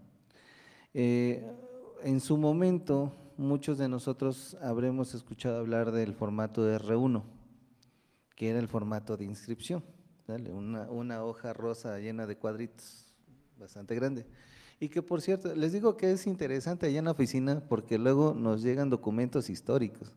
Hemos revisado documentos R1 de hace 30 años y que tienen un estado en conservación como para que estén en un museo y sin embargo están en casa de los contribuyentes. El R2, que era para la modificación de la situación fiscal. Y precisamente a colación de este tema, porque hoy en día, con el cambio de tecnología, nos facilita hacer esto en menos de 5 minutos y lo hago en tiempo real, ¿sale? No tengo que esperarme un mes como solía hacer con esos formatos. Esto es bastante rápido y por consecuencia sí es importantísimo, vuelvo a enfatizar en el punto, es importantísimo que mantengamos nuestra información al día. ¿Por qué? Porque no todo tiene que ser malo. Si bien es cierto que de ahí se toman los datos para cuando necesitamos localizarlos por algún embargo, alguna multa, etcétera, pero también es cierto que muchas veces como entidad recaudadora, como entidad representante de gobierno federal, en este caso a nivel federal, luego nos mandan algunas instrucciones de otras dependencias donde necesitamos contactarlos a ustedes. Y si no los contactamos son oportunidades de oro que se les van a ustedes. ¿Por qué? Porque no los pudimos localizar. Entonces, no todo tiene que ser malo. Inclusive, muchas veces de los mensajes que nos llegan a nuestro correo personal y que dice, oye, tienes un mensaje en el buzón tributario y revísalo, tampoco tiene que ser necesariamente por tema de multas. Muchas veces llega porque les dicen, revisé tu situación y vi que estás al corriente, felicidades. También se vale. Sí, a lo mejor no las vemos muy seguido, pero sí me ha tocado verlas, ¿sí? Entonces, trámites que derivan de algo más que ustedes estén haciendo en otras dependencias. Entonces, muchas veces los avisos se depositan ahí. Es importante por eso el tema de los medios de comunicación. Nos ha tocado ver casos donde llegan, inclusive algunos llorando, algunos implorando prácticamente y otros con espada desenvainada tirando a matar porque no encontraron una cita, porque necesitan hacer un trámite y muchos lo primero que nos dicen es que voy a ser proveedor de gobierno, entra una licitación, pero la licitación se me cierra hoy a las 2 de la tarde y son la 1:35 de la tarde y no tengo una cita para mi firma electrónica. Y si no mando los documentos ahorita antes de las 2 de la tarde, se va a quedar, lo que nos dicen, se va a quedar sin comer 50 familias de la gente que tengo de trabajadores. Sí, ¿y desde cuándo está la convocatoria? Desde hace 2 meses. Ok. ¿Y qué hiciste en esos 2 meses? Si sabías que era algo de suma relevancia, ¿por qué no te moviste con oportunidad? Quizá encontremos alguna oportunidad para apoyarlos, pero cuando es contrarreloj no siempre podemos obtenerlo de manera exitosa, ¿sí? Entonces, precisamente por eso es la razón de que siempre que tengan ustedes la oportunidad, hagan las cosas con anticipación para que no andemos a las carreras. Nos ha tocado ver casos donde los chicos llegan y dicen, oye, es que me autorizaron la beca con ACID, pero tiene que ser ahorita, si no lo subo hoy, si no lo subo en este rato, pierdo la beca.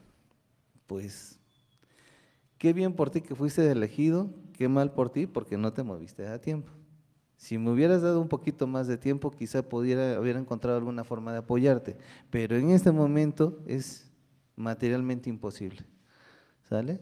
¿Por qué? Porque de repente podemos solicitar algunas autorizaciones extraordinarias a nuestra central. A final de cuentas, hoy en día el tema de la cita es un tema que se ha convertido en mucha importancia por el hecho de que ya no es un requisito más. La cita es parte importante dentro del proceso que estemos llevando del trámite que ustedes vayan a hacer, ¿sí? Si ustedes pretenden hacer una inscripción y no hay una cita de por medio, de entrada los sistemas no van a funcionar. Pero pensando que como buenos mexicanos le demos la vuelta al sistema y encontremos ese huequito tecnológico para que podamos registrar la inscripción, ¿qué va a suceder? De entrada, el servidor público que lo haya operado se va. Y se va con un seguimiento penal. Y recordemos que por la modificación de la ley de servidores públicos, en el tema de corrupción, porque así nos los catalogan, entonces también quedan involucrados los contribuyentes que hayan intervenido en el proceso. Entonces, no se van limpios quien haya hecho ese tipo de cosas, ¿sale? Entonces, no hay como hacer las cosas bien. Si queremos que las cosas vayan bien, tenemos que hacerlo bien desde el principio, ¿sale? Entonces, les digo, la cita ya no es cualquier punto más, ¿sale? Es parte fundamental dentro del proceso que llevamos.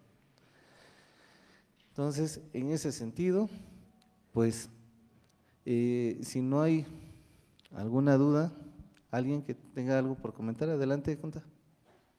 Bueno, respecto a algunas cosas que mencionabas, la primera, decías que la DIOT ya está cayendo en desuso, pero sigue siendo una obligación para los de régimen general de ley. Digo, entonces, no sé, lo van a quitar, existe algún planteamiento, alguna reforma, no sé, en miscelánea fiscal en el que ya no exista la obligatoriedad, o sigue siendo, digo, porque pues que Sí. están en régimen general de ley, tenemos la obligación de presentar nuestras DIOT mes a mes. Por supuesto, y de manera oficial seguimos estando en lo mismo. Sin embargo, con la evolución de los sistemas, aprovechando todas las bondades que nos da el procesar la información que deriva de los FDI, cada vez es más ágil el flujo de información. Entonces, seguramente va a ser de los procesos que van a tener una evolución pronta, porque ya hay otros sistemas que empiezan a hacer la misma, empiezan a darnos los mismos resultados que la DIOT, y por consecuencia, en algún plazo no tan lejano, seguramente va a haber un cambio sustancial sobre eso. Mientras tanto, de manera oficial sigue estando y seguimos cumpliendo. Pero sí, es de los puntos que se pueden visualizar. Así como en el caso de la evolución de los comprobantes de papel a electrónico, y que nos vino a dar muchas facilidades, por ejemplo, con el caso de los vehículos, que luego para el tema de verificar un comprobante, para el tema de reemplacamientos, para temas de muchas cosas, o comprobar la legal posesión de determinado bien, de un activo fijo, el hecho de que fuera electrónico nos vino a ayudar mucho, porque ya no teníamos que andar buscando debajo del colchón o muchas cosas por el estilo, donde se perdió en una inundación, se llevó la factura, etcétera. Todas esas bondades que se van considerando con el paso del tiempo, seguramente la DIOT es uno de los que va a tener esta evolución pronta, pero mientras no haya nada oficial, seguimos en… Segunda pregunta, digo, y esto no sé si haya contadores entre nosotros, a mí me surgió una duda ahorita que hablabas de la parte de cambios de nombre por alguna adopción. En materia fiscal, en materia tributaria, ¿qué está pasando con toda esta parte de, y ahora que estamos en este mes, la aceptación de ALP y todo esto? ¿Qué está pasando con todas esas personas transgénero que cambian de sexo, que cambian que no aceptan su sexualidad?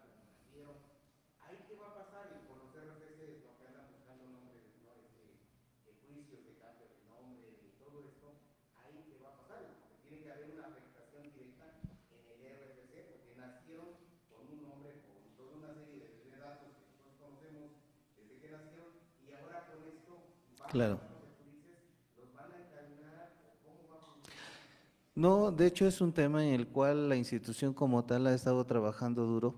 Realmente sí es algo que ya se ha estado considerando y no es de ahorita de los últimos meses. Básicamente tiene ya 2, 3 años en los últimos tiempos en los que se ha estado trabajando muy fuerte en esa parte.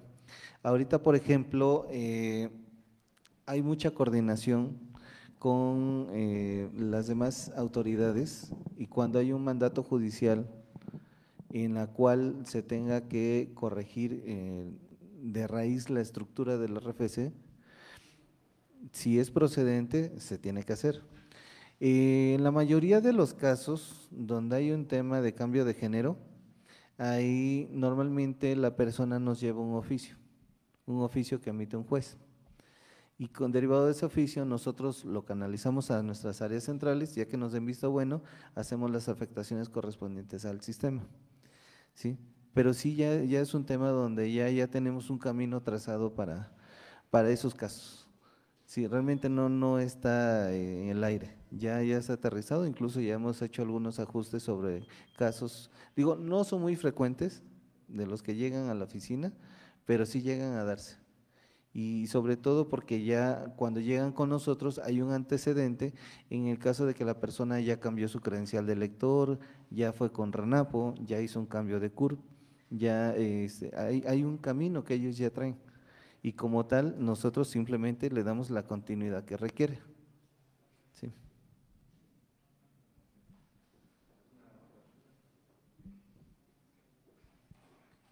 Buenas tardes.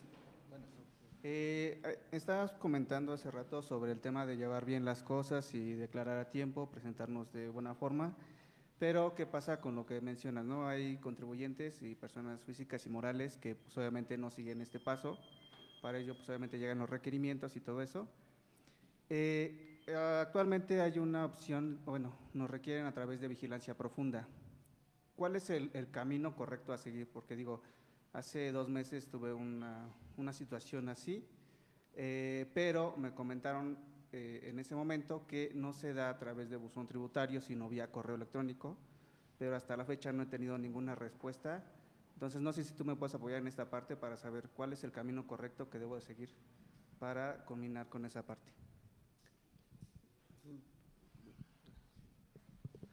Ok, miren, aquí no hay que perder de vista los tiempos tanto de contribuyente como de autoridad. Y en ese sentido, algo en lo que vamos a partir para tu pregunta es del cumplimiento voluntario. Todo lo que mencionamos ahorita tiene que ver con el cumplimiento voluntario.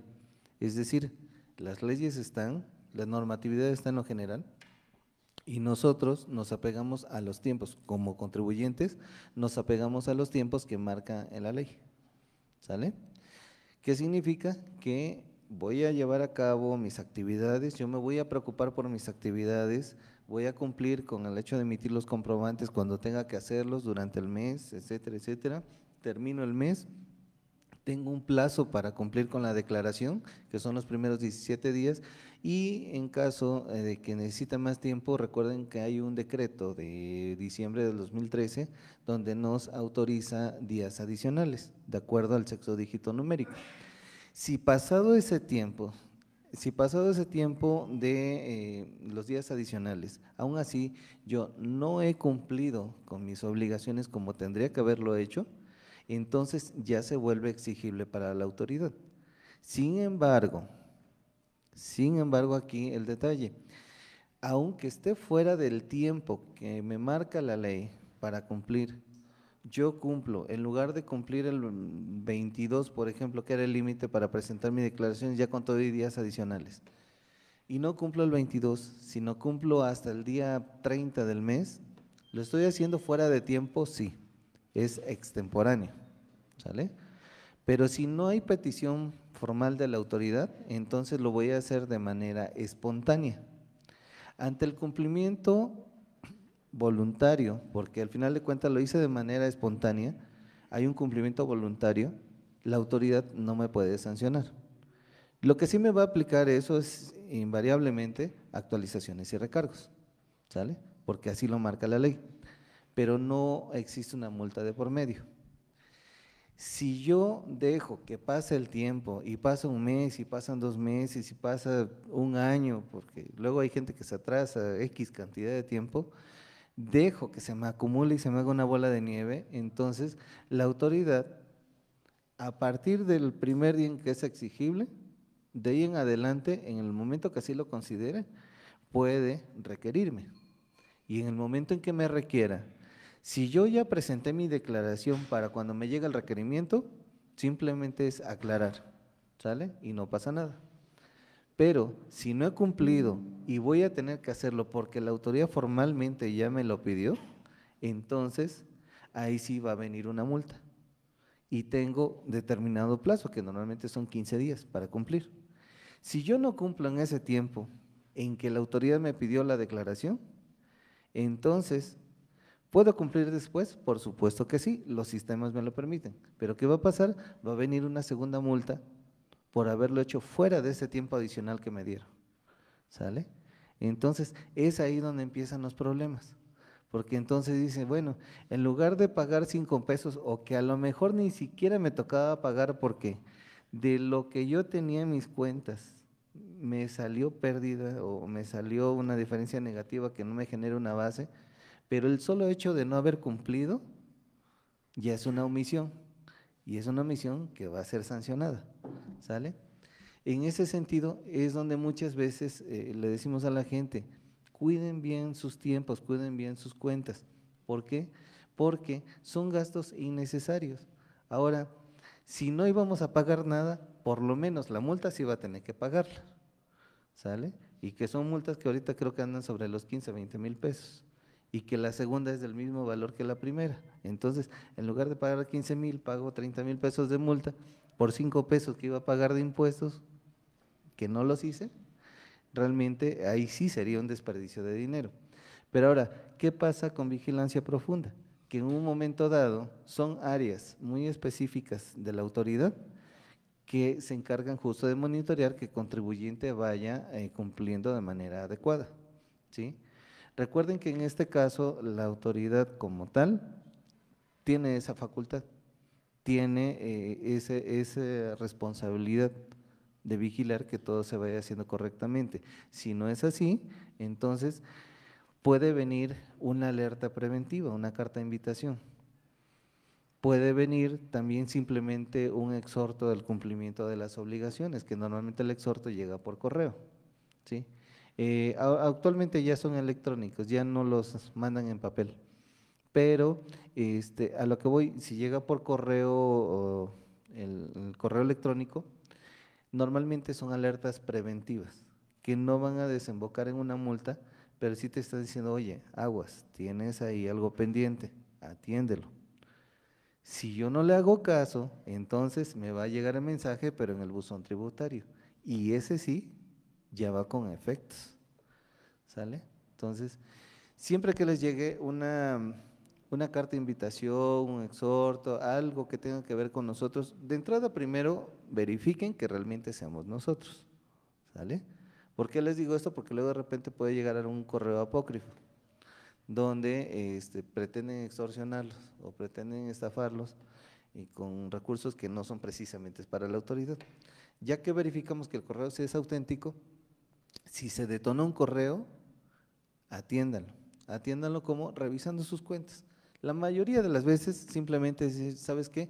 Checa cómo andas, algo por ahí te está fallando, pero de manera general, todavía no te estoy pidiendo nada, nada más alerta, ¿sale? Y si fuera específicamente un correo de vigilancia profunda y sobre todo a nivel central, es importante que se acerquen o que manden su caso de aclaración. Es mejor que le digan que no hay ningún problema, que no pasa nada, pero mientras ya lo atendieron, ¿sale? Porque si no, entonces dentro de los procesos es donde puede empezar a generar más problemas y es donde puede derivar a lo mejor en una restricción o bloqueo de sellos. ¿Sí? Más que acudir, el primer paso sería aclaración por el portal. Sí. Y solamente en el caso de aquellos que ya tengan un bloqueo, que no tienen claves con las cuales puedan trabajar, porque precisamente el bloqueo por eso los frena, es donde ocuparían la opción de orientación fiscal en las ventanillas, para que con claves maestras nosotros, como área de apoyo al contribuyente, subamos la información para las demás áreas. ¿Sale? Ok, sí, bueno, perdón. Ya ese proceso ya se realizó, de hecho lo que comentaba, ¿no? Fue hace 2 meses, la aclaración ya se envió, justo en el documento de vigilancia profunda viene un correo, pero no hemos tenido una respuesta, entonces estamos inciertos de saber si el proceso ya se llevó a cabo, si vamos a estar limpios, si ya no vamos a tener alguna otra requisición o solicitud por parte de esa dependencia. ¿Pero lo subieron en el portal de internet o lo subieron por No, correo electrónico? vía correo electrónico, que fue la indicación que nos comentaron en ese momento. Les recomiendo que siempre lo hagan por el portal de internet, en la aplicación de Mi Portal. Ajá, sí. Sí, ¿por qué? Porque el sistema les genera automáticamente un acuse. Ok. Y de cualquier actuación que haga la autoridad en sus diferentes áreas, la retroalimentación que nosotros hagamos al sistema de las aclaraciones siempre va a detonar en un acuse que ustedes van a tener como soporte. ¿Por qué? Porque el correo electrónico, de entrada, no sabemos si realmente lo detonó el área de vigilancia profunda, y si fue de la autoridad, igual le mandaron información a alguien que no era. No, sí, de hecho fui a la delegación. Ujú. Ok, Ok. entonces es a través de Mi Portal, ¿verdad? Siempre se recomienda que sea por ahí, para que quede un rastro. Claro. Ok, Sale. gracias.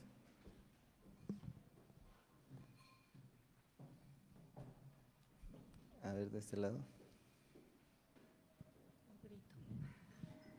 Buenas tardes. Buenas tardes. Con respecto de la actualización de datos, conozco un caso de unas personas jubiladas de empresa como CFE o Telmex. Cuando se hizo la transición para presentar el CFDI, bueno, no me acuerdo cómo se llama, la actividad empresarial y el régimen, ahí ya no pudieron facturar. Estas personas tienen gastos médicos y gastos, pues obviamente tanto servicio médico como de medicamentos, ya no pudieron facturar. Tienen que cambiar su domicilio, lo que acaba de comentar usted, de la empresa a su casa habitación. Sí, de acuerdo al artículo 10 del Código Fiscal, en este caso para los que son asalariados, los que son jubilados, sería prácticamente su domicilio particular, es donde son localizables, pero si tienen alguna actividad de negocio, pues seguramente tendría que ser el domicilio del negocio, o dependiendo cómo sea la situación en lo particular. Fíjense que aquí, aprovechando que toca el tema de jubilados y aprovechando que toca el tema de asalariados en general, algo que siempre sucede año con año en las oficinas es que nos llega gente diciendo, oiga, es que aquí es donde están dando dinero, el SAT. Digo, pues eso dependerá de sus cuentas. Y ya cuando hacemos las cuentas y nos dicen, luego van acompañados, pero es que a mi compañera, mi amiga, mi prima, mi vecino le salió 5,000 pesos a favor y porque a mí solo me salen 2,000. Bueno, porque la información que presentó la persona, la otra persona, es diferente a la suya. Y a veces un peso puede hacer la diferencia. Y puede ser que a lo mejor el otro presentó facturas de gastos médicos, puede ser que yo no presente nada. Y aunque ganemos aparentemente lo mismo, pero con un solo descuento que le hayan hecho en la nómina por un concepto X, ya puede ser que cambie el cálculo, ¿sale? Porque al final de cuentas estamos trabajando con factores, estamos trabajando con números. Si a eso le agregamos el tema de que a lo mejor es un jubilado que tiene para hacer rendir más su poco recurso que tiene, porque al final de cuentas ya no tiene muchos recursos como jubilados, lo invirtió en un negocio, etcétera. Entonces, no perdamos de vista que una cosa son los gastos por la actividad, que son las deducciones autorizadas, y otros son los gastos por su persona, que es precisamente lo que aplica para muchos de los casos de declaración anual. Digo muchos y no digo todos, porque en el caso de Racico no aplican deducciones personales, ¿sí? En este caso, habría que valorar la situación en lo particular. si es por un tema técnico o es por un tema de legalidad que intentamos aplicar algo que no es precisamente con los términos que lo estamos interpretando, ¿sale? Seguramente la situación está no tan compleja, pero sí sugeriría revisar cómo está la información.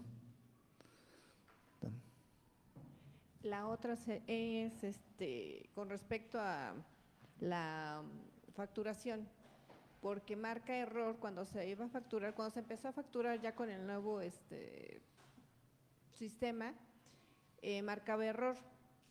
Y ahí, como aparecen varias opciones, ¿qué régimen manejan? Porque asalariados con no sé qué, o sea, varias cosas, y no entraba lo que ellos querían facturar.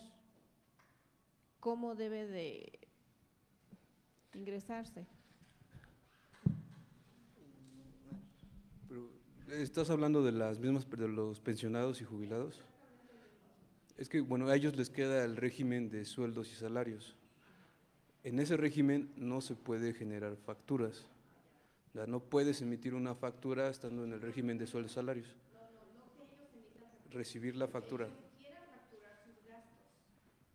Ellos son los que quieren facturar los Ajá, gastos. tendrían que elegir el régimen de sueldos y salarios. Al momento que la va a emitir la persona, bueno, El proveedor. el proveedor, ajá, Ajá. cuando viene el régimen de sueldos y salarios. Para recibirla sí le permite elegir esa opción. ¿Por qué no va a venir la opción de pensionado o jubilado? Bien, el régimen de sueldos y salarios. De hecho, cuando revisan la constancia de situación fiscal de un jubilado o un pensionado, el régimen que viene es el de sueldos y salarios, y actividad económica ya nos pone pensionado o jubilado. Pero entonces sería ese régimen para que le puedan emitir la factura. Pues se supone que así es como la estaban facturando, pero les marcaba error, por esto pregunto, ¿hay alguna otra opción o esa es la única? ¿Sabes el error que les marca? Pues, o sea, los metían Porque… como gastos en general y, Ajá, no, ajá, es y eso. luego eso, entonces… El uso de CFDI, es el uso de CFDI. Ahí entró el conflicto. Ajá, es el campo que es el de uso de CFDI, no entraría como gastos en general. Tendría que elegir honorarios médicos, que, bueno, los conceptos que aplican para ellos, como lo mencionaba, son las deducciones personales, que vienen todas en el 151, en el uso del CFDI vienen esos conceptos y tendrían que elegir unas de esas, porque para gastos en general como salarios no sirve, no. Sí, aquí hay que tener mucho cuidado con el tema de los jubilados, en el sentido de que no perdamos de vista, el jubilado sigue siendo asalariado, ¿sale? En una modalidad pasiva, ya no activa, pero sigue siendo asalariado. Eso por un lado. Por otro lado, en el caso de jubilado, la diferencia radical que hay de un jubilado con un trabajador en activo es simplemente por la cantidad de las cifras exentas de impuesto, ¿sí? En el caso del jubilado son 15 UMAS que tienen liberados de impuestos elevadas al año. En el caso de un trabajador activo, lo más que tiene son los 30 días de aguinaldo, los 15 días de PTU, 15 días de prima vacacional. Fuera de eso, todo lo demás tendría que ser grabado. Eso es por un lado. Por esa razón es que en la constancia sigue apareciendo el régimen de sueldos y salarios, pero con la modalidad de jubilado pensionado. Y en el caso específico de facturación, si no, aún siendo jubilados, si no hemos cambiado el domicilio fiscal, porque muchas veces tenemos todavía el del patrón, que nos dio de alta hace 20 años, también puede ser que esa sea una razón por la cual está marcando error a la hora de timbrar el CFDI. ¿Sí? Entonces, volvemos al tema, es importante mantener actualizados los datos. Pues bien, no sé si existe alguna otra duda, si no, para que demos por concluido el tema.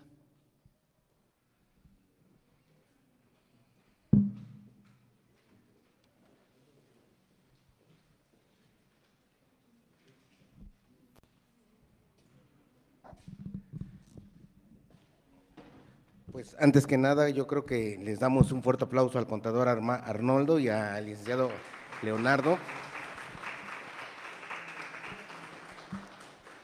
Y agradecerles a nombre del organismo de la Cámara de Comercio, Servicio y Turismo de San Martín Texmelucan, de quienes hoy nos honraron con su presencia, Pues su presencia en este organismo, en esta Cámara, agradecerles nuevamente porque pues como lo decía yo al principio en la presentación, ustedes ya son de casa, son amigos de este organismo, les agradecemos mucho. Si quisiéramos que se lleves una petición por parte de nosotros, ya me dijo la contadora Angelina que pues pueden venir cada 3 o más, dejar 3 meses entre visita y visita. Ojalá y vean el interés de parte del organismo para que puedan venir más seguido. Ya Angelina pues ya me pasó una lista y de todos esos temas son bastante interesantes los que tienes, los que conocen ustedes, y como que escoger uno en específico cada 3 meses, pues como que está un poquito difícil, ¿no? Hay que ponerle un poquito más, ¿no? Quienes no quieran aceptar recibirlos en su cámara, en su organismo, en algunas partes a donde van ustedes a dar las charlas, pues nosotros con mucho gusto los recibimos. Esta es su casa. Ya viste, bueno, hay muchas dudas. Creo que siempre que vienen nos despejan algunas dudas, algunas cosas que quedan pendientes, que tenemos a lo mejor la duda, no la sabemos plantear, no la queremos plantear con nuestros contadores y nos quedamos con otras, ¿no? El tiempo es poco.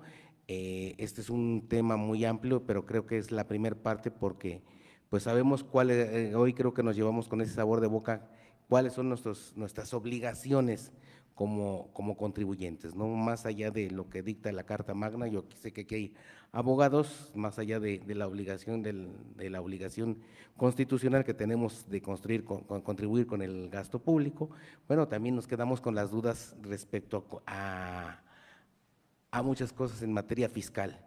Y bueno, para quienes ejercen la profesión de contadores, pues sabemos lo dinámico que es el derecho fiscal, el derecho tributario, está en constante cambio, transformación, porque se va adecuando a las circunstancias del país. Ojalá y bueno, pues puedan venir más seguido, siempre bienvenidos, y pues ¿qué no nos queda más que darles las gracias? Muchísimas gracias a quienes nos acompañaron, a quienes desde las redes sociales también nos acompañaron.